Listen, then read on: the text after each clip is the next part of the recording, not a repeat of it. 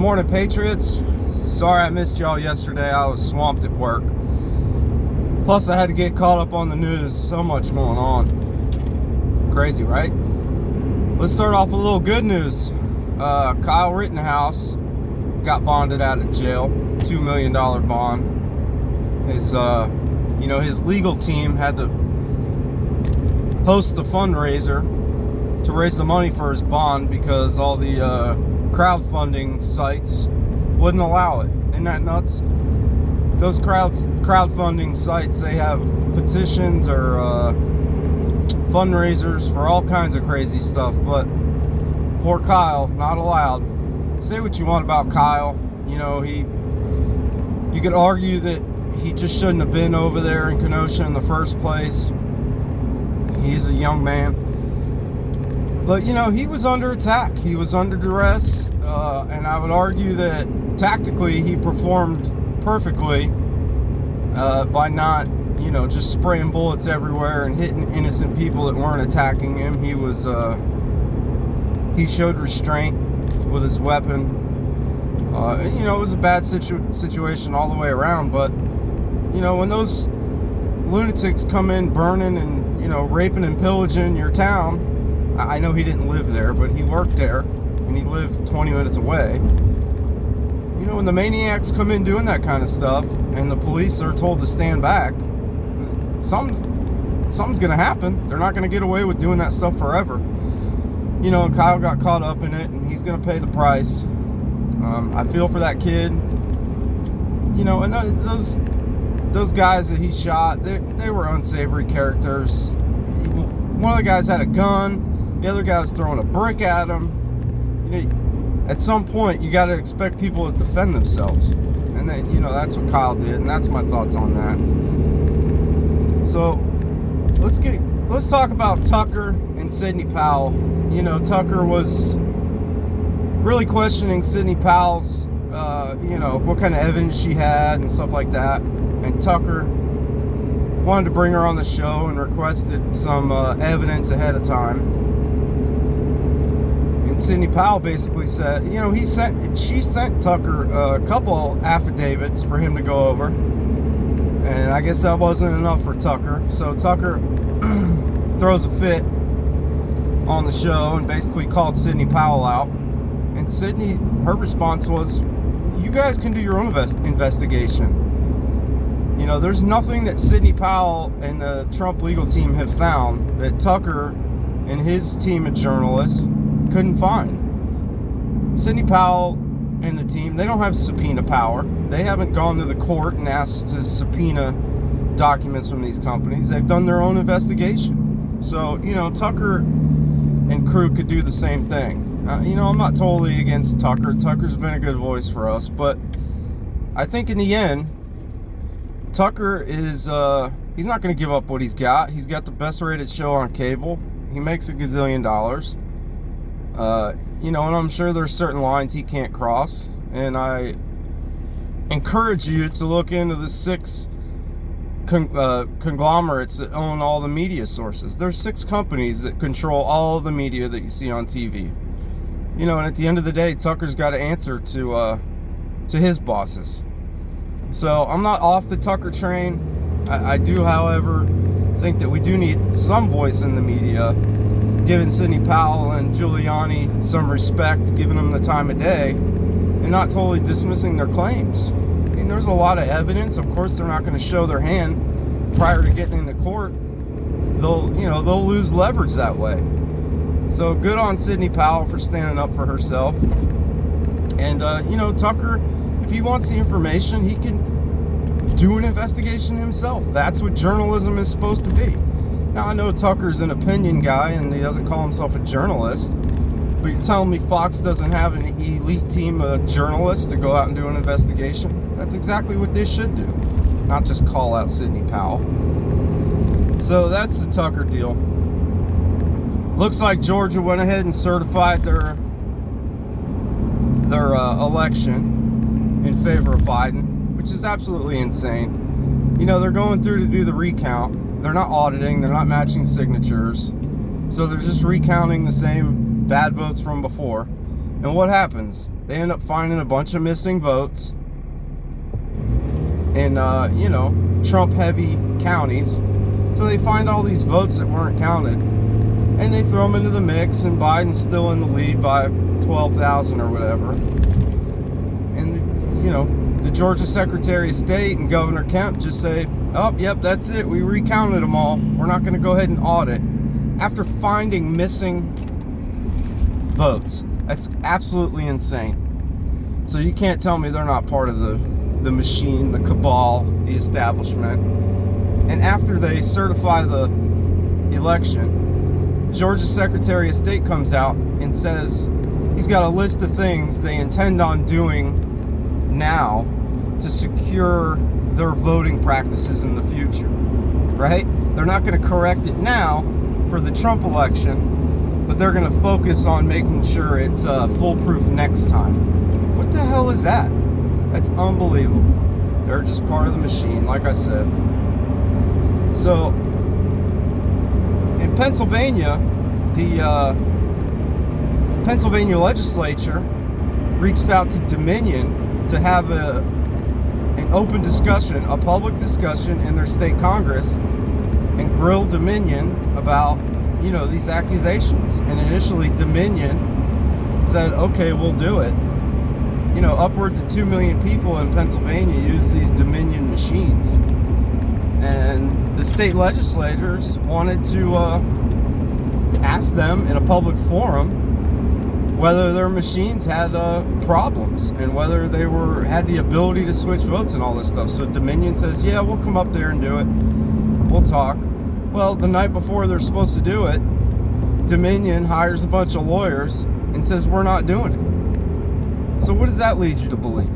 Why won't the company that the state pays millions and millions of dollars for meet with the lawmakers to explain their machines, to explain and come out and deny these accusations? If these accusations of vote switching and this big conspiracy aren't true, why wouldn't Dominion be out in public denying, showing how it couldn't be done, or how they didn't do it, or how everything was legit? Some are saying that Dominion and Smart Tech and Seidel, they're all one conglomerate to come up with how to switch votes. People are saying, well, why doesn't Dominion just sue the Trump team for defamation, since the Trump team's basically ruining their business reputation? You would think Dominion would file a cease and desist or a huge lawsuit saying, stop talking about our company, none of what you're saying is true. Well, I'll tell you why they don't want to do that. Because when that lawsuit gets filed and Trump's lawyers are able to subpoena information from Dominion, they'll be able to see what's going on behind the scenes. And Dominion doesn't want to do that. So that's why Dominion's staying quiet. They're not looking into any of this, or not trying to file a lawsuit with Trump, because they know in discovery of the case, all the dirt's gonna come out. So it's just crooked. Off topic, but supposedly Don Jr. tested positive for COVID yesterday. So he'll have the sniffles for a couple days, and then he'll be back in action. So very few people are giving any, they're not supporting all these claims by Rudy Giuliani and Jenna Ellis, who is leading Trump's campaign legal team, her and Rudy Giuliani. Everybody's dismissing it in the media. How are they not just looking at the fact, when you have all these sworn affidavits, American citizens who are willing to sign their name to something under penalty of perjury, which you can go to jail for, especially in a big case like this. Hundreds and hundreds of these sworn affidavits of American citizens that saw with their own eyes, they saw fraud. And here the media just keeps saying no evidence, no evidence. First it was there's no evidence at all. And then they move the goalpost. Oh, there's not overwhelming evidence. So I implore you just to get off the regular media. There's no reason to watch any of it at this point. They're all lying. They're all toeing the line for the machine. And I also implore you to, I think the way to get through to Democrats is this, to try to get them to switch teams. You need to ask them, how did the liberal, quote unquote, liberal party become the one that is supporting the establishment, who's supporting the big machine? I thought the liberals were against the establishment, against the elites. If they have a moment of clarity and they can think about things honestly, they have to know that they're the ones in the corner supporting the big establishment machine. The media, the swamp, war. Speaking of war, the House Armed Services Committee had a hearing yesterday because Trump wants to get the troops out of Afghanistan. So you have the House Armed Services Committee has this shit show where they just bloviate to each other about how great they are. But basically, you just see them all saying that 20 years later is too soon to leave Afghanistan. And they come up with all this, oh, well, the Taliban needs us and that we need to, help support their democratic government and stuff. It's a hellhole over there. You're not going to fix it. We've been trying forever. So what does that tell you? Why do they want to stay there? Why don't they want to pull the troops out? And the real reason is, well, it's twofold. It's the black market opium trade, which is one of the main reasons we've stayed over there for so long. And it's the military-industrial complex. All these companies, the Lockheed Martins and others that make missiles and tanks and bombs and guns and supply the military with all these supplies, they're in the pocket of the lawmakers of this country, the people that want to keep us at war. And Trump is trying to be the anti-war president. And I don't necessarily think that, I'm sure Trump has somewhat of a moral discrepancy with war. He doesn't want people dying. He wants peace. But I think more than anything, Trump sees war as a bad business move. It costs people money. Now, I don't think Trump's too concerned about the black market.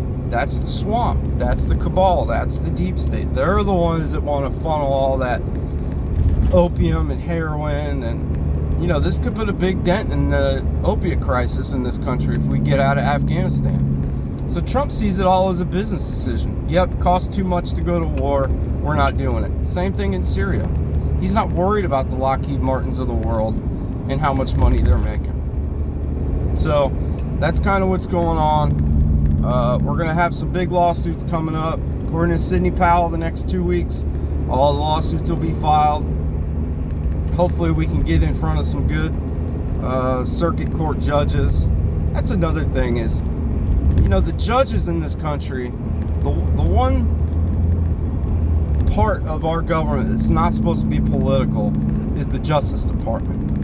You're not supposed to discriminate based on race, color, creed, your political ideology. But now we all have to worry about, is it a Trump-appointed judge or is it an Obama-appointed judge? Isn't that crazy that every single thing is politicized now? That's how democracy is going to get ruined. Not by Trump questioning the votes. Everybody's saying, he's undermining democracy, bullshit. When you've politicized the courts and you can weaponize them to go after your political opponents or make judgments one way or another based on your political ideology, we're screwed. So we'll get in front of these federal district courts, and I believe we'll end up in front of the Supreme Court, where we have a conservative majority, another court that's totally politicized. And once we get there, I think we have a great case. If we can prove this Dominion thing, if there's hard evidence on this Dominion thing, we're golden. Trump will be the next president. If not, and we're all being duped by Sidney Powell, well, then you can lose all faith in that team. Now, Sidney Powell came out, or actually, Louis Gohmert came out about a week ago and said there was a server in Frankfurt, Germany at Dominion or Seidel which is part of the Dominion ballot machines. He came out and said the United States military raided their facilities there and took servers. Well, Sidney Powell was asked, you know, who took those servers, and she wasn't sure if it was, you know, the cabal or if it was the United States military at the direction of Trump, since he is the commander-in-chief. Well, she confirmed yesterday that that is true. Those servers, they were confiscated, and it was by the United States Army. So there should be good information on there.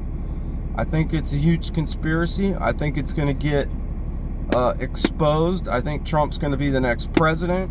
And I think the paramilitary wing of the Democrat Party, the Antifas, the BLMs, and the whack jobs are going to be out in the street burning it down. But Trump won't have to play politics anymore. He'll be able to use the National Guard, use the military to quell this stuff.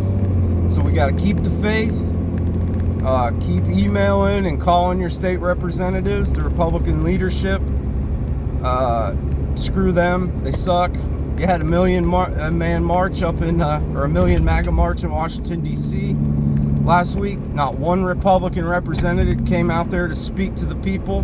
Not one Republican representative came out there to support the people. Where are they?